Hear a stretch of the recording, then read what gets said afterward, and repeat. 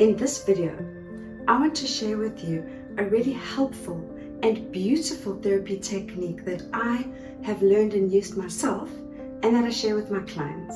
It's how to write a letter when you feel like you can't forgive, when you're angry, you're not ready to move on, but you know that you need to let go. This is about finding a way to process your experience and make sense of it and find closure about something difficult that happened.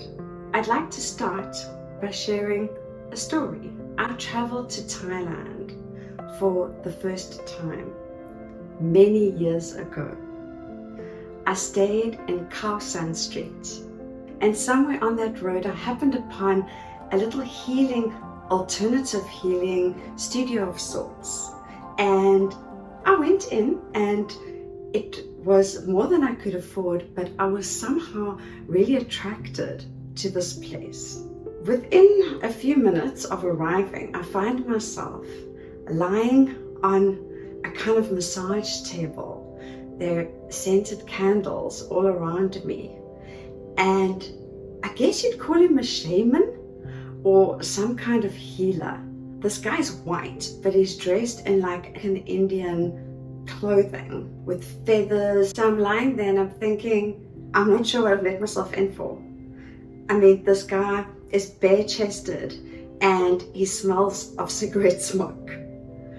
But I've paid for this experience and I'm open to it. I'm open to alternative healing. So I decide, well, I'm just going to go with it. So I'm lying there and he places stones over my body. Now I know that he was placing the stones on my chakras, but then I had no idea.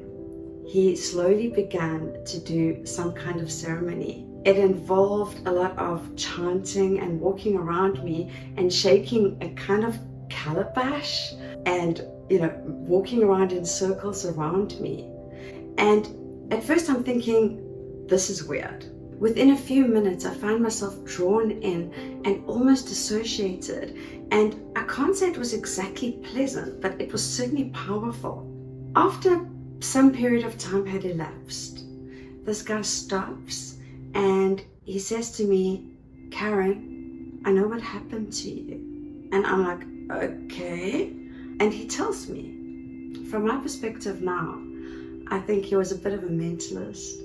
But at the time, I felt so close to this strange, oddly clad, cigarette-smelling American guy who's telling me that he knows about something in my past and he knows how I can be healed of this thing. And he takes one of the stones, it was the stone on my throat, and he gives it to me in my hand and he says to me, I want you to write a letter to the person who hurt you, and I want you to tell them everything that you want to say. I say, I don't even know where this person is. I don't even know their last name. I have no idea how I would get them this letter. He says, the letter is not for them. The letter is for you, Karen. So I said, okay, I'll write a letter. He says, when you finish writing the letter, it might take you months to finish writing this letter. Whenever this memory is triggered, you take out this letter and you read it again and you think to yourself, is there anything else I want to say? Is there anything I want to change? Is there anything I want to add to what I've said? And one day you're going to feel that the letter is done. It is complete. And then you'll wait a little bit longer, but maybe even on that same day, you'll know you're ready to let it go. So I'm still holding the stone. He says, on that day, I want you to burn the letter and bury the stone. I was shook. I kind of gathered myself and went home, and I went on the rest of my holiday around Thailand, and I kept the stone and I thought, I'm going to do this. I'm not sure how long it took me, but it wasn't a huge amount after that I started writing the letter. And I spent a fair amount of time on that letter, but it was cathartic. it was so good to get it out of my head and onto a page. It was helpful in and of itself just to do that part of the exercise, to write it all down. And over time, I did take the letter out every now and again when I was triggered, and I would add a few more things to it, or sometimes revise an aspect of it. And if I remember correctly, this is actually in the days before I had a laptop or a PC of any kind. And it was all written by hand, and I'd crossed it out and rewritten it and so on and so forth. And one day there was nothing more to say. A part of me felt silly, but that night I went outside, I burned the letter, and I buried the stone. And you know what? It was so healing, because I was holding on to a lot of anger, a lot of pain, and I couldn't imagine forgiving this person. But in writing this letter and doing this exercise, I realized I didn't have to forgive them for them. And I didn't even really have to forgive them for me, because when someone does something really bad to you, you don't have to forgive it. Some things are unforgivable. But you can let it go. And I buried the stone and I let it go, and it has gone. I am no longer, and have never been, traumatized by that particular bad experience ever again. It has lost its power over me. The part of the story that moves me now is the story of letting it go, not the story of what happened and how it happened, and the problem story, the sad story, the tragedy of it all. That part doesn't move me in the slightest. The part that stirs me, that brings up my emotions, is the part about letting it go, about finally saying goodbye and releasing something that had been holding me back. There was a barrier in my life for a long time, and that's what happens when you hold on to the pain of things, when you hold on to the anger and the regret and the hatred of something terrible that happened, or somebody that did something terrible to you. Letting it go is hard, but it is powerful. My name is Karen. I'm a clinical psychologist, and I've been in public health practice and private practice for over 15 years. If you've liked this video so far or found any part of it helpful, then please like and subscribe to my channel. I hope that the story that I shared with you illustrates the therapeutic technique that I would later study and find an evidence base for in the literature, because letter writing and journaling and expressing your feelings by writing them out is a well-known and well-recognized psychotherapeutic technique that has been proven to be very helpful. But let's go over the steps just to make sure that it's very clear. You don't need to go to a shaman. You don't need to have rocks placed on you, or someone shaking a calabash around you with scented candles in order to have this experience.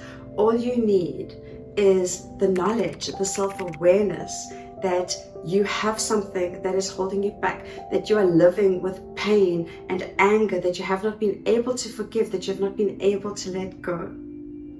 So step one is to build that awareness, to build the kind of self-awareness in you that will enable you to realize that something's going on that's been holding you back. Once you have realized and identified something that is a thorn in your heart, that is hurting you from the past and that you have not been able to forgive or let go, step two is write a letter to the person who did this thing to you. Maybe your anger is directed at more than one person. If that's the case, then you may need to write more than one letter, because I don't think that you should write one letter to many people. But that's something that depends on you. It's very individual. So go with what resonates with you. Like all my advice, like all my suggestions, always take what resonates with you, what feels right for you, and use that. So write your letter. Write it to the person who hurt you and say everything that you want to say. Say everything that is on your heart. Don't censor yourself. Let it out. Express all your feelings. And as you express your feelings, you acknowledge your feelings because you're writing them down. The act of writing them down, the act of writing down what you feel, and the act of telling the person the things that you feel and things that you want to say is an act of acknowledging and validating your own experience. And that is therapeutic in and of itself. You may feel all kinds of emotions coming up as you do this exercise, or you may be quite numb. That is also very individual. It depends on you and the kind of person you are and how you react to expressing your feelings or to talking about something traumatic that happened to you. Some people shut down. Some people get really emotional. It doesn't matter. You do you, because you can't actually do or be anyone but you. You have to be true to yourself and allow yourself to experience things according to your own individual makeup and your way of being in the world. Step 3, take your time. Do not rush this exercise. You may write the letter all in one go, or it might happen over quite a few sessions. It doesn't really matter, whatever works for you. But don't be in a rush to get to the part of letting go. Take your time. You can do it over days or weeks or months or even years if that's what you need. Give yourself the time that you need to process this fully. Step 4, be aware of when the feelings well up or when the memory that is written about in the letter is triggered in some way. Take out the letter, read it again, and edit it as much or as little as you want. Keep doing this until you reach step 5, which is one day you will come to a place of realization within yourself that you're ready. The letter is complete and you've said everything you needed to say. And this is the moment. You may not feel like letting go yet. And this is kind of where you need to trust yourself. And it can be a little bit like jumping off a cliff. You have to trust that this action and this experience is ready to let go of its grip on you, and that you are ready to let go of its grip on you. Take the letter and make a ritual of letting go. You can rip up the letter and throw it into the ocean. You can burn the letter as I did. You can get a stone if you like. If you like that part, then have a precious stone with you as you do this whole process and bury the stone. Burn the letter and bury the stone. That was lovely for me and it could be for you. Or you can just tear the letter up and bury the letter itself. It doesn't really matter. The point is that there should be some kind of ritual to it. And this is not about religious beliefs. This is not about spirituality. This is about humanity. Because humans have evolved with ritual. We find ritual comforting and important and special, and it helps us to connect to like a wider sense of being. So make a ritual out of this final step. Make it dramatic, or make it as dramatic as you feel comfortable with. Put on some music, I don't know. Plan your own little ritual and carry it out. The last step. Bury it, burn it, shred it, however you're going to do it. And say to yourself, I'm letting this go, and let it go. I hope you found this helpful. If you have found it useful in any way, then please click those like and subscribe buttons, and please let me know in the comments. And if you have questions about any of this, then please let me know, and I might make a video to answer your question.